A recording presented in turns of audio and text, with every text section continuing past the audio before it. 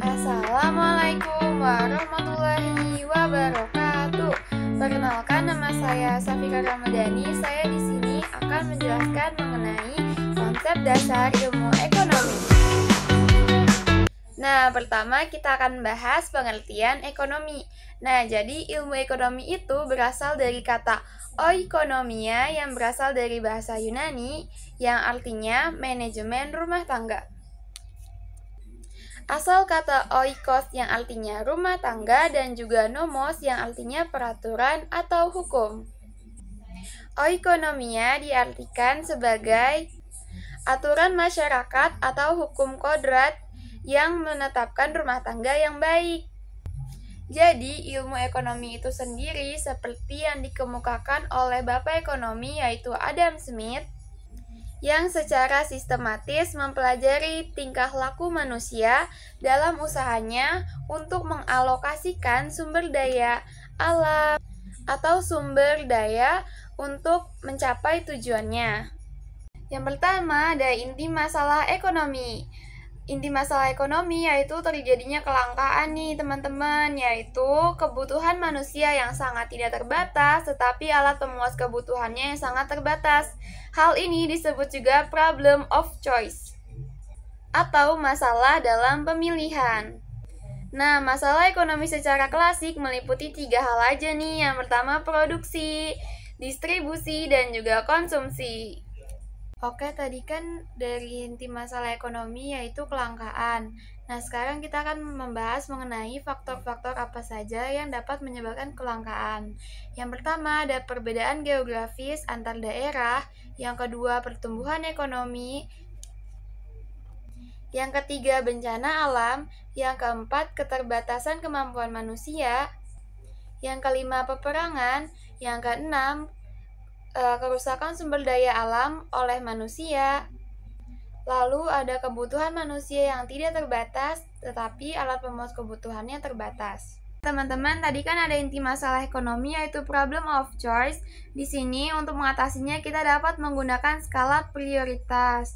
Apakah kalian tahu apa itu skala prioritas? Skala prioritas merupakan bermacam-macam kebutuhan manusia berdasarkan tingkat kepentingannya. Dari mulai kebutuhan yang sangat penting atau urgent yang harus dipenuhi sekarang juga, ataupun kebutuhan yang dapat ditunda pemenuhannya. Dalam membuat skala prioritas, kita harus memperhatikan 5 hal sebagai berikut. Yang pertama, tingkat urgensi. Yang kedua, kesempatan yang dimiliki. Ketiga, pertimbangan masa depan dan juga kemampuan diri. Nah, yang kedua ada penggolongan ilmu ekonomi. Penggolongan ilmu ekonomi dibagi menjadi 2. Yang pertama, ilmu ekonomi deskriptif dan juga teori ekonomi. Nah, kita mulai dari yang pertama nih, ekonomi deskriptif. Jadi, ekonomi deskriptif ini adalah ilmu ekonomi yang mengumpulkan dan menggambarkan secara faktual kondisi ekonomi yang terjadi di masyarakat. Jadi, kegiatan utamanya yaitu identifikasi informasi, pengumpulan data, pengukuran, dan juga komplikasi informasi. Contohnya seperti jumlah angkatan kerja, asal-usul serikat buruh, dan juga asal-usul lembaga ekonomi. Nah, selanjutnya kita akan bahas mengenai yang kedua, teori ekonomi.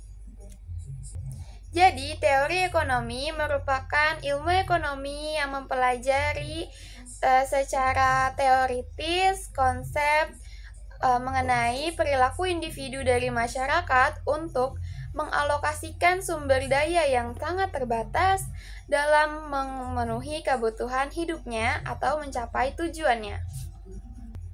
Teori ekonomi ini berasal dari kerangka konsep dari beberapa data yang disusun, diolah serta diuji sehingga membentuk asumsi yang bersifat umum. Nah guys, kalian tahu nggak sih teori ekonomi itu dibagi menjadi berapa? Jadi teori ekonomi itu sendiri dibagi menjadi 2 nih. Yang pertama ada teori ekonomi mikro dan juga teori ekonomi makro. Kalian pasti penasaran kan? Ayo kita jelaskan. Oke, pertama aku akan menjelaskan apa sih itu teori makro. Nah, jadi apa itu ilmu ekonomi makro? Ilmu ekonomi makro adalah ilmu ekonomi yang mempelajari mekanisme kerja ekonomi secara keseluruhan. Ekonomi makro meliputi 5 hal sebagai berikut. Yang pertama ada inflasi, tingkat pengangguran, pendapatan nasional, tingkat pertumbuhan ekonomi, dan juga tingkat harga. Nah, tujuan dari ekonomi makro itu sendiri ada 2 loh. Yang pertama, memperbaiki kebijakan ekonomi untuk mengatasi masalah ekonomi. Yang kedua, memahami berbagai peristiwa ekonomi. Nah, selanjutnya kita akan membahas ekonomi mikro.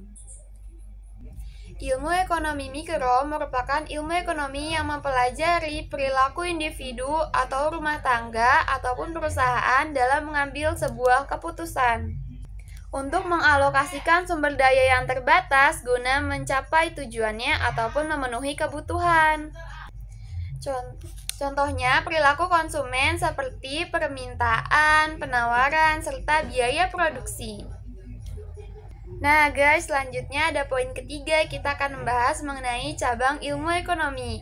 Apakah kalian tahu cabang ilmu ekonomi itu ada berapa? Ada 4. Yang pertama, ekonomi rasional, ekonomi regional, ekonomi publik, dan juga ekonomi moneter. Yang pertama, aku akan bahas apa sih itu ekonomi moneter. Apakah kalian tahu? Ilmu ekonomi moneter adalah ilmu ekonomi yang membahas uang, lembaga keuangan, inflasi, suku bunga, dan juga jumlah uang yang beredar. Yang kedua, yaitu ekonomi publik. Dalam ilmu ekonomi ini, kita mengkaji peran pemerintah dalam sektor ekonomi, seperti APBN, APBD, pajak, serta utang negara nih. Selanjutnya yang ketiga, yaitu ekonomi nasional. Di ilmu ekonomi ini, kita membahas tentang perdagangan antar negara, investasi asing, dan juga neraca pembayaran. Nah, yang terakhir nih, yang keempat, yaitu ekonomi regional. Kalian tahu gak sih apa itu ekonomi regional? Nah, ilmu ekonomi ini masih bersifat lokal ya, karena menganalisis interaksi ekonomi antar wilayah dan juga perkembangan suatu daerah di Indonesia. Nah guys, selanjutnya kita akan bahas poin keempat, yaitu konsep dasar ilmu ekonomi itu sendiri. Nah, di sini aku punya 3 nih. Yang pertama ada tindakan ekonomi, motif ekonomi, dan juga prinsip ekonomi. Nah, pertama aku akan bahas apa itu prinsip ekonomi. Prinsip ekonomi yaitu manusia dalam kebutuhannya akan berusaha mencapai hasil yang sebesar-besarnya dengan pengorbanan yang seminimum mungkin atau sekecil mungkin. Prinsip ekonomi menunjukkan cara bertindak untuk mengeluarkan usaha yang minimum tetapi menghasilkan hasil yang maksimum. Nah, selanjutnya yang kedua ada tindakan ekonomi, yaitu upaya memperoleh keuntungan yang sebesar-besarnya dengan menerapkan prinsip ekonomi. Upaya ini dilakukan untuk mengatasi rasa kurang makmur di masyarakat. Contohnya, kalian tahu gak sih tindakan ekonominya?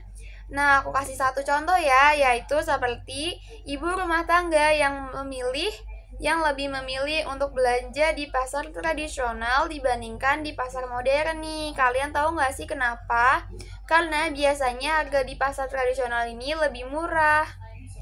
Nah, selanjutnya yang ketiga yaitu motif ekonomi. Motif ekonomi yaitu hal-hal atau penyebab yang membuat masyarakat melakukan tindakan ekonomi untuk memenuhi kebutuhan hidupnya. Kalian tahu gak sih ada berapa motif ekonomi? Nah, motif ekonomi itu sendiri ada 5 ya teman-teman. Yang pertama ada ingin memperoleh penghargaan. Yang kedua, ingin menjadi makmur. Yang ketiga, ingin menolong sesama. Yang keempat, untuk status sosial. Dan yang kelima, untuk bertahan hidup dan juga diterima di lingkungan sosial. Nah, jadi itu aja materi yang bisa aku sampaikan dalam materi konsep ekonomi kali ini. Sekian, terima kasih.